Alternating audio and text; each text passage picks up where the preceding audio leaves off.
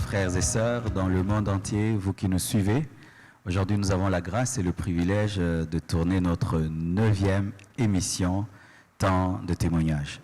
Dans les précédentes émissions, nous avons parlé des guérisons, des miracles, des prodiges, des naissances, de la guérison des blessures intérieures.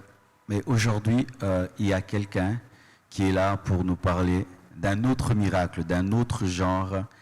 Et nous aurons le temps d'entendre son témoignage et je vous prie vraiment d'être très attentifs car Dieu veut sauver au travers de ces témoignages un homme et une femme. Soyez bénis. Mon frère, présentez-vous. Je réponds au nom de Anthony Assikani. Assikani Anthony. Ouais.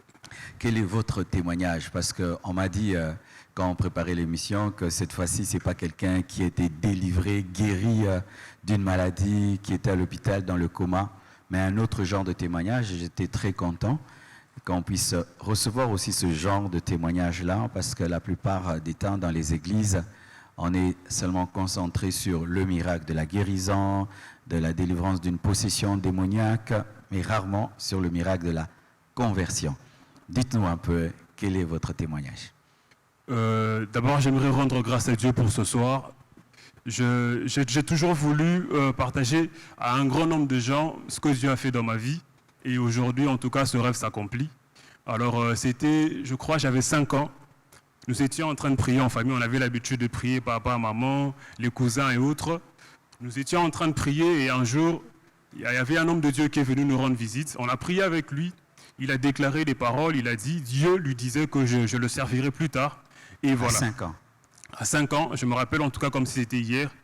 Et c'est resté dans ma tête.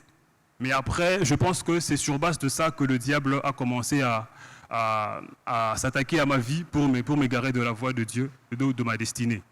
Alors il s'est passé que, en grandissant, j'ai été influencé par la musique. En tout cas, tout ce que j'ai eu à commettre comme péché a comme source la musique mondaine. Quel genre de musique? Rumba, salsa? C'était quoi, le funk? Non, moi c'était plus le hip-hop, c'était le rap. Okay. Et j'ai été beaucoup plus bercé par la musique urbaine, le rap et tout. Donc il y avait genre 50 Cent, surtout lui, aux États-Unis. Et en France, il y avait aussi un autre qui s'appelle Booba. C'est vraiment ces 2 rappeurs-là qui m'ont vraiment bercé dans mon jeune âge quand je grandissais et tout. Alors en 5e primaire, je commençais déjà à traduire les textes. Il y avait des textes qu'on nous donnait pour lire. Moi, je traduisais ça en chant et en rap. Et puis après, j'ai eu le goût de la musique. Et à 13 ans, j'étais déjà, je pense, en première année secondaire. Et là, je rencontre encore des amis qui partageaient au fait le même désir que moi. Alors, on a commencé à évoluer ensemble. On a créé des groupes. Ah, tu as fait un groupe de rap? Ouais. Okay. En ce temps-là. Ça s'appelait comment? Ça s'appelait La banlieue du massacre. Ça veut dire La banlieue du massacre. La bonne et du massacre. La banlieue du massacre. Ah, la banlieue du massacre. Ouais, en ce temps-là, c'était la musique au fait violente et tout qu'on écoutait. Alors on voulait reproduire un peu ce qu'on écoutait. C'est sur base de ça, en tout cas, que j'ai été beaucoup influencé par le diable. Et voilà, j'ai commencé à traduire des textes comme je disais tantôt. Après, j'ai vraiment commencé à enregistrer des chansons en studio. Et c'est vraiment là où j'ai commencé à vivre au fait la vie de ces artistes-là. L'impudicité. Donc à force d'écouter leur musique, tu as fini par ressembler à ces artistes. Oui, mais je me suis même fait tatouer comme eux. Dans les textes de leur musique, ils te poussaient à être comme eux.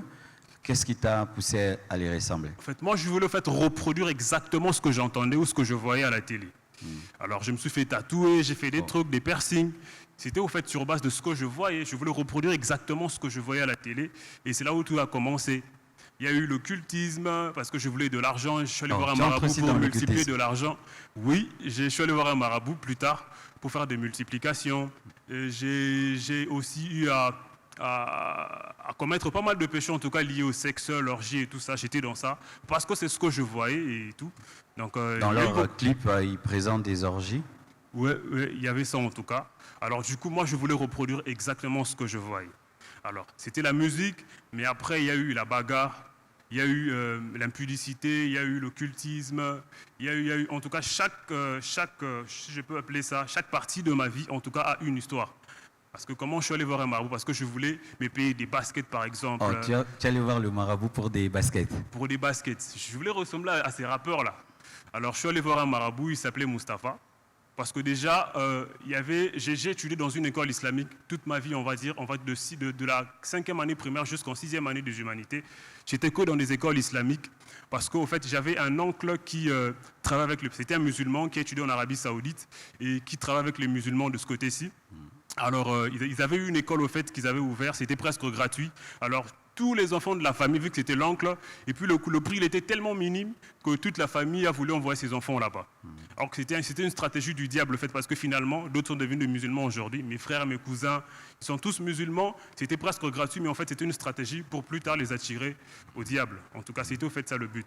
Alors là, à l'école islamique, j'ai rencontré... Et quand tu as touché au maraboutage, tu as eu les baskets? Non, je me suis arrêté parce qu'il fallait donner mon frère et tout. Oh, pour avoir des baskets, on t'a demandé ton frère. Parce qu'il fallait... J'avais beaucoup d'argent qu'ils m'ont proposé. Et si je peux expliquer en détail un petit peu. Alors, dans cette école, j'avais un ami qui lui était déjà dans ça. Il était à fond dans ses multiplications, les trucs des femmes et tout. Alors, un jour, on m'a donné le frais que je devais payer à l'école. C'était, je crois, en ce temps-là, $50. Alors, il m'a dit, OK, tu vois, avec $15, on peut changer ça en 150. J'ai dit, attends, tu rigoles, c'est impossible. Non, je connais un gars, il s'appelle Mustapha, allons-y. Alors, après, il y a la sortie de l'école. Nous sommes allés chez ce marabout. Alors, on est entré dans un temple, c'était subdivisé en 3 parties. Là où il y avait les clients qui venaient, une partie, il y avait les statues et l'autre côté, il y avait des esprits. C'était subdivisé en 3 parties. Comme le parvis, le lieu saint. Voilà, c'était vraiment ça. Alors, on a fait bizarrement la prière parce qu'à force d'étudier dans cette école-là, j'ai même maîtrisé des sourates. Jusqu'aujourd'hui, je les ai en tête. Ça ne me sert plus à rien, mais en tout cas, c'est resté dans ma tête. Alors, bizarrement, la sourate phare au fait de musulmans, c'est ce qu'on récitait là-bas, la sourate Al-Fatiha. C'est ce qu'on récitait de l'autre côté pour invoquer les esprits. Alors, on a commencé par là, et puis après, on a mis le $15 dans une enveloppe. On a fait des prières, après c'était changé en $150 que j'ai vu de mes propres yeux. Wow. On ne m'a pas mon nom, c'était vraiment, je voyais l'argent se transformer comme ça. Et puis après, donc c'était vraiment un marabout qui avait des démons. Oui, parce qu'après aussi, il y avait comme des papiers qu'on changeait aussi en argent, que j'ai même utilisé, et voilà, que j'ai mangé, même j'ai payé quelque chose et j'ai mangé avec du papier de mes propres yeux changé en argent, que j'ai mangé aussi.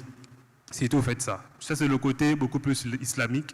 Et voilà. Donc la musique t'a conduit jusqu'à ça? Oui, parce que je voulais au fait me payer des trucs, avoir le bling bling sur moi, des vêtements au fait à haut prix, et voilà, c'est ce que je voulais. Donc j'ai touché à ça. Et par rapport à la musique, je voulais aussi faire plus. Je voulais vraiment percer. Et là encore, il y avait des conditions. En tout cas, si c'était pas Dieu, je savais que c'était le diable. Et j'étais prêt à aller vraiment très loin avec le diable pour avoir ce que je voulais dans la musique et tout. Ils t'ont demandé quoi pour avoir le succès, par exemple? Bon, déjà ça, il y avait, déjà de mon propre côté, je commençais déjà à beaucoup fumer, le chanvre, tout ça, l'alcool. Même à force de ça, un de mes amis a fait une overdose et a attrapé la folie sur place. Et c'était vraiment horrible, j'ai jamais vu quelque chose de pareil. Et malheureusement, si je peux dire ça comme ça, jusqu'aujourd'hui, cet ami fait quand même de rechute à cause de cette overdose qu'il a eue en 2013, l'année où on s'est converti. Alors après, il fallait plus. Moi, je voulais aller très loin, alors ça demandait aussi beaucoup plus de sacrifices, au-delà du talent, parce que je sais que j'étais talentueux. En tout cas, les gens, ils m'appréciaient beaucoup.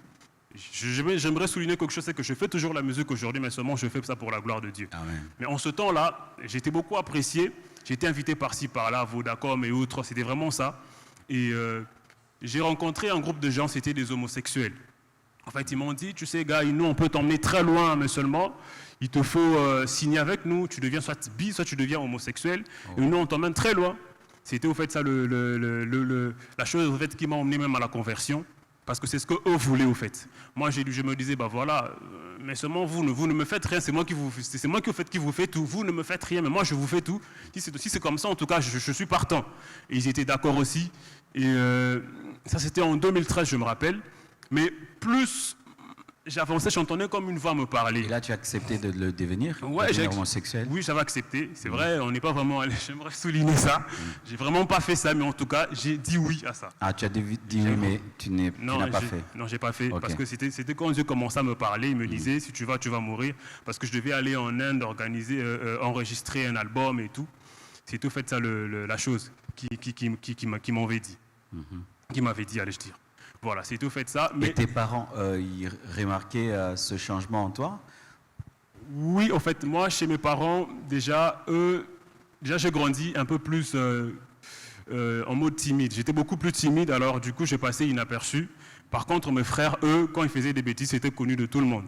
Alors moi, j'étais beaucoup plus en coulisses, je faisais pas mal de bêtises, pire que mes frères même, mais personne ne connaissait. Mais le look avait changé, non, quand on devient ce genre de personne? Ouais, ça avait changé. J'avais ma touffe, ma coupe, au fait.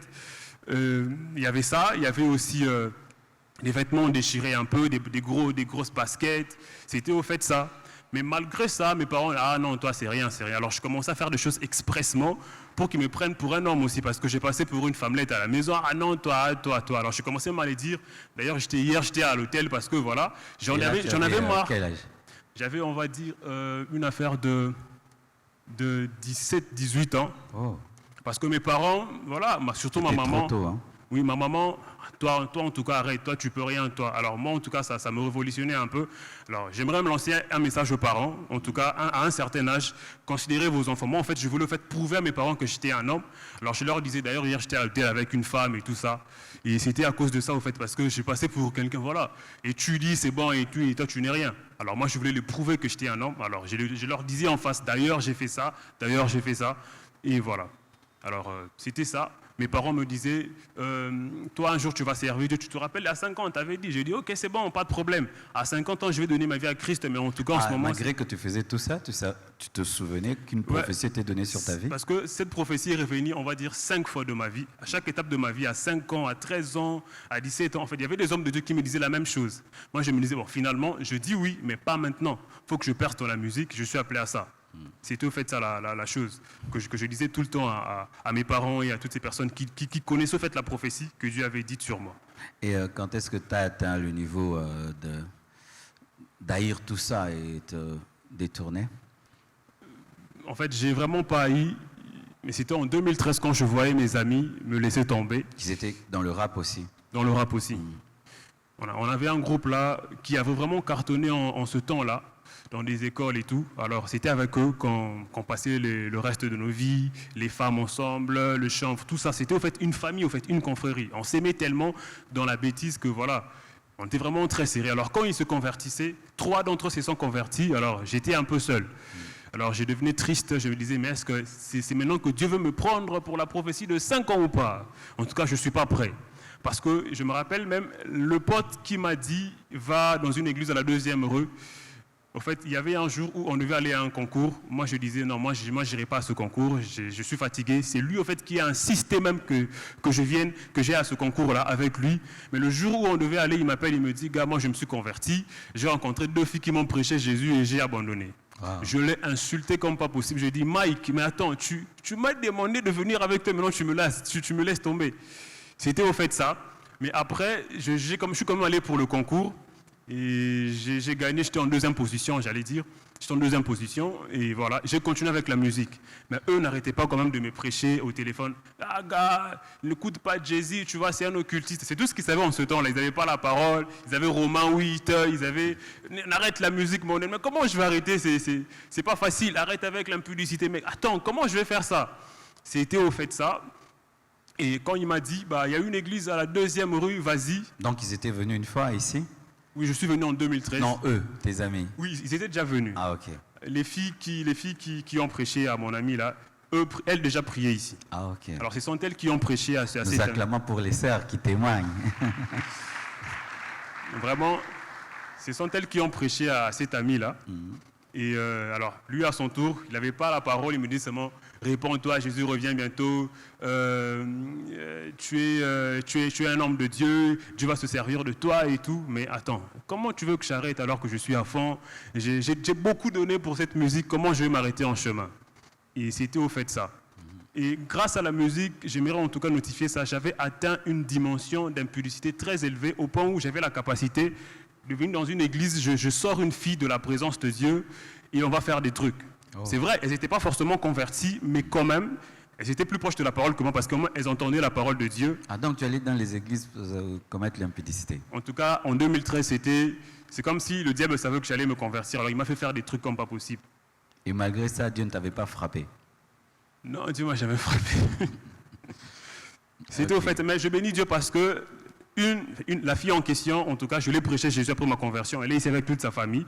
Je bénis Dieu pour ça. Elle est venue ici avec sa famille après que je me sois converti. Je l'ai aussi prêché parce qu'elle n'était pas convertie, mais quand même, elle fréquentait l'église, donc elle pouvait se convertir en entendant la parole de Dieu. Et je bénis Dieu de ce qu'elle a fait dans sa vie avec sa famille. Elles sont maintenant ici. Amen. Et donc, quand tu es venu ce jour-là, c'était quel culte? C'était comment le culte? Qu'est-ce qui t'avait touché? En fait, je ne me suis pas converti le jour où je suis venu. Ok. Mais la chose qui a fait en sorte que je revienne encore, c'est parce que j'ai remarqué qu'on avait la même coupe en ce temps-là. Parce que depuis toujours, j'avais les cheveux un peu afro, depuis toujours. Alors quand j'ai vu, le pasteur avec cette coupe. C'était ma coupe. Hein. Oui. Gloire à Dieu. Okay. C'est la première fois que quelqu'un me dit il a été touché par ma coupe. Parce que en fait, moi, je voulais tout ce qui attire, tout ce qui était particulier et tout. Alors, ça en tout cas. Le pasteur avec cette coupe, je vais venir encore. Je revenais à cause de la coupe. Et finalement, un jour, vous avez prêché. J'espère que ça va pousser vite. Finalement, en venant, c'est vrai, il y avait la coupe qui me faisait revenir. Il y avait aussi les filles, voilà, il y avait des belles filles déjà en ce temps-là, dans l'ancien temple. Je revenais comme, je ne m'étais pas converti. Il y avait encore ces histoires en moi, voilà, les filles. Il y avait aussi la coupe du pasteur qui me ramenait encore et encore. Et au finish, un jour, vous avez prêché, c'était en tout cas ma vie et tout. J'ai décidé, j'ai dit Seigneur, prends-moi, j'ai pleuré, j'ai donné en tout cas ma vie en ce jour-là. En 2013, vers la fin de l'année comme ça, c'était quand j'ai donné ma vie à Christ. Acclamons le Seigneur Jésus. Et il n'y a pas eu une lutte entre ta vie passée et ta conversion? Ça a été facile, du coup tu as changé, tu as tout abandonné? Ou bien ton passé te réclamait même les esprits, tout ça, est-ce que c'était directement facile ou bien tu as eu des moments de lutte? Je dirais qu'il y a quand même eu un peu de lutte. C'était pas si facile que ça parce que au début de ma conversion, j'ai vraiment eu des amis parce que j'étais dans un groupe où il y avait plusieurs personnes. La majeure partie s'était convertie, une autre partie était restée dans le monde. Alors comme j'étais à la tête du groupe, ils me disaient non, tu peux pas nous lâcher. Et quand je revenais avec eux, traîner ensemble, ils me proposaient une cigarette, l'alcool, je prenais. Ouais, donc, en tout cas, au début de ma foi, il y a eu... Se convertir sans abandonner ses anciens amis, oui, ça, en tout cas, ça nous empêche je de luttais, croître. après j'allais pleurer à la maison. Je luttais, après j'allais pleurer à la maison. Je prenais, après j'allais pleurer. Mais jusqu'à ce qu'un jour, je vous avais prêché sur... vous avez dit, il fallait non seulement fuir le péché, mais même les voies qui mènent au péché. C'est-à-dire, il ne faut pas traîner avec les personnes qui te feront facilement tomber dans ton ancienne vie. Alors, du coup, je m'étais décidé de m'éloigner d'eux. Je ne les fréquentais plus. Même des endroits où il y avait des boîtes de nuit, je ne passais plus. Je faisais vraiment des contours. Même les boîtes de nuit. Oui, je faisais vraiment des contours. J'étais seul. Je venais tous les jours à l'église, tout le temps. Vraiment, je cherchais Dieu et vite fait, je commençais vraiment à désirer Dieu et après, c'est parti. Et quel est le secret de ta croissance spirituelle? Parce que tu as prêché même à la DNM en 2000 combien? 17. 17, donc il y a 2 ans. Et à la DNM, pour arriver là, il faut vraiment avoir la parole, la connaissance et l'onction. Comment, en si peu de temps, tu as pu évoluer jusqu'à atteindre le niveau de la DNM? Bon, ce qui m'a beaucoup plus aidé à évoluer, parce qu'il y avait un message constamment que vous n'arrêtiez pas de prêcher. Aujourd'hui encore, vous le prêchez, la sanctification. En tout cas, les personnes comme moi, s'il n'y avait pas ce message-là, que j'entendais tout le temps, je n'allais pas pouvoir me sortir de cette vie. Il y avait ça qui revenait, ça revenait. Alors, ça me fortifiait moi aussi. Il y avait un groupe des amis. Ceux qui s'étaient convertis avant moi, on commençait à organiser des prières. On allait dans les montagnes, dans les chantiers, on priait, on cherchait Dieu. À l'église, j'étais tout le temps là, mercredi, vendredi. Après, il y a eu aussi, au début de l'école du ministère et tout, de l'autre côté, c'était pas si vraiment fort que ça, mais en tout cas, il y avait déjà la parole. Et en tout cas, c'est là que je m'instruisais. Je lisais la Bible. Déjà très tôt, j'ai lu ma Bible de Genèse à Apocalypse. Je lisais 65 chapitres par jour, 50, 30. Oh, acclamons le Seigneur. C'était au fait ça. Je lisais, je cherchais Dieu en secret. 65 chapitres par jour. Ouais, c'est ce que je faisais. Et c'est comme ça que tout a commencé. J'ai commencé à prêcher sur WhatsApp. J'avais créé un groupe que j'ai appelé Sauver pour sauver en ce temps-là. Je prêchais là avec des amis, là, et puis j'écoutais beaucoup sur YouTube vos prédications. Et j'allais aussi partout, la bonne parole était prêchée, surtout les bons enseignements. J'écoutais, je lisais la Bible. Et il y avait déjà la DNM en ce temps-là, mais je n'avais pas été convaincu. Et une fois, Dieu a fait grâce, en 2017, c'est quand j'étais vraiment convaincu d'y aller. Et Dieu a fait grâce, j'ai été retenu et voilà comment tout s'est passé. Et où en es-tu avec ton appel, l'appel que tu as eu à l'âge de 5 ans? Tu en es où maintenant? On va dire que j'ai un petit problème dans le sens où, bon, c'était un problème à un moment donné parce qu'il y a la musique, j'ai la musique que je fais, c'est pas forcément accepté par beaucoup de gens, le rap et tout. Ah, toi tu prêches, tu rappes encore, c'est compliqué, il faut arrêter avec le rap carrément. Alors que pas mal de mes chansons, les gens ont écouté, m'ont appelé, en tout cas je me suis converti parce que j'ai écouté cette chanson. Donc je vois mal que j'arrête ça. J'avais au fait cette difficulté, je voulais abandonner un et garder l'autre. Mais en tout cas, quand je vois mon frère Georges, on a traîné ensemble dans le passé aussi, mais je l'ai vu évoluer. Mais il prêche aussi deux fois. J'ai dit, mais attends, pourquoi pas moi? Et déjà, parce que pour ma part, la salsa rumba, c'est la musique. Le rap, c'est la musique. Tout dépend des textes et de l'esprit qui est derrière. Voilà, c'est au fait ça qui m'a encouragé. J'ai vu si mon pasteur accepte le rap inspiré, alors pourquoi pas, je le ferai aussi, je vais faire les deux. Et voilà, c'est comme ça que, mais en tout cas, par rapport à mon ministère, voilà, je suis au pied de mon père que vous êtes. Et voilà, je ne suis pas pressé, je suis là et Dieu sait comment il me conduit. Je ne savais même pas que j'allais être retenu en 2017 à la méga DNM. J'étais venu bénir les gens, j'ai prêché, je suis parti. Mais le cordon Marc m'a dit plus tard, en tout cas, tu as bien prêché. Il ne m'a même pas dit que j'étais retenu. Mais une semaine avant la méga DNM, oh, Anthony, voilà, tu es retenu et tout, gloire à Dieu. J'ai stressé comme pas possible. Et, tous ces gens, en tout cas, en train de les prêcher, mais Dieu a fait grâce. Et il y a des gens qui disent que la musique, c'est rien, c'est pour m'amuser. Je peux écouter la musique profane, ça ne fait rien.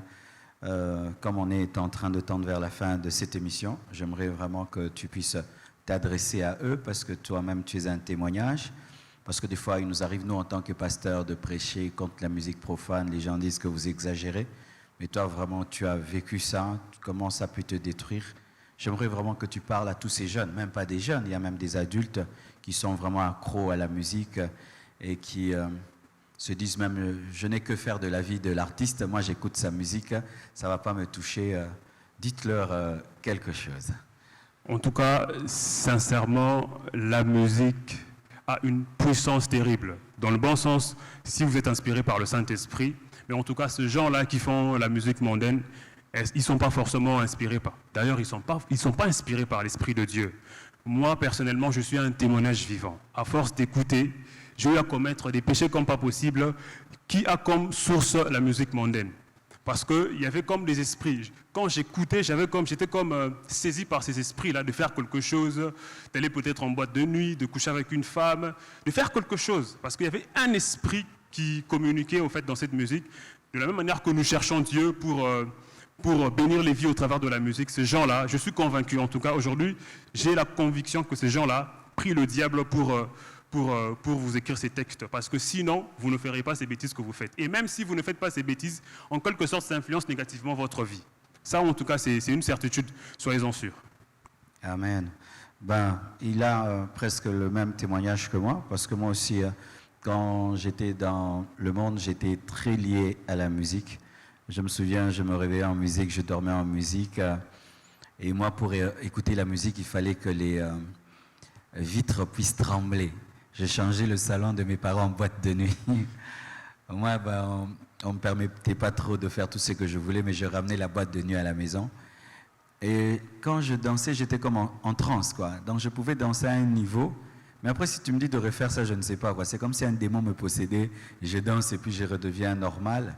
Et moi, ce qui m'a libéré de la musique mondaine, c'est que quand je me suis converti, je continue à aimer la musique mondaine. Pourquoi les chrétiens faisaient une très mauvaise musique, hein? En ces temps-là, c'était vraiment ça, c'est vrai. jazz, quoi. Alors, Dieu, par sa grâce, m'avait permis de tomber sur un livre. C'était La vraie face du rock'n'roll, quelque chose comme ça. Et lorsque j'ai lu le livre, j'ai vu des gens que j'abdulais, que j'adorais, en train de faire des confessions. Certains disaient que moi, je reçois d'abord la musique en langage de sorcellerie, après je la traduis en anglais. D'autres disaient qu'ils étaient plus célèbres que Jésus. D'autres disaient qu'ils invoquaient le diable en l'envers. Ils avaient des messages subliminaux, c'est-à-dire quand tu prends leur CD, tu tournes à l'envers. Là où il chante une femme, tu entends, il te dit de fumer la marijuana, il te dit d'adorer le diable, n'aie pas peur du diable, c'est ton frère, des choses comme ça. Alors je dis, oh, mais comment ces gens que moi j'aime ne m'aiment pas et cherchent à me détruire? C'est comme ça que je m'en suis séparé. Mais je crois qu'aujourd'hui, c'est même plus facile. Aux gens, quand ils se convertissent et ils abandonnent la mauvaise musique, c'est qu'il y a maintenant une très bonne musique en Christ, n'est-ce pas? Toi, tu t'es converti à la bonne période, il n'y avait pas du mbélé-kété. Vraiment. Je cherchais quand même au début, mais après, j'ai découvert des bonnes musiques et tout. Ah, tu cherchais quand même, hein? Je cherchais quand même. Ah, Parce que ok. je n'étais pas au courant qu'il y avait mon style, en tout cas, dans le christianisme. Amen. Et maintenant, qu'est-ce que tu fais à l'église? Tu es dans quel département? Tu fais quoi pour le Seigneur? À l'église, je suis au département de l'intercession. Là, je suis coordonnateur, un de cordon. Et dans le département du livre et traductions du français en anglais. Et à part ça, je suis là. Mais à la DNC, tu ne viendras pas? À la DNC, là c'est déjà la méga DNC. Mais en tout cas, je voulais même vous voir aussi pour juste présenter mon prochain mixtape, on va dire un mini-album qui va sortir au mois de février de l'année 2020. Amen.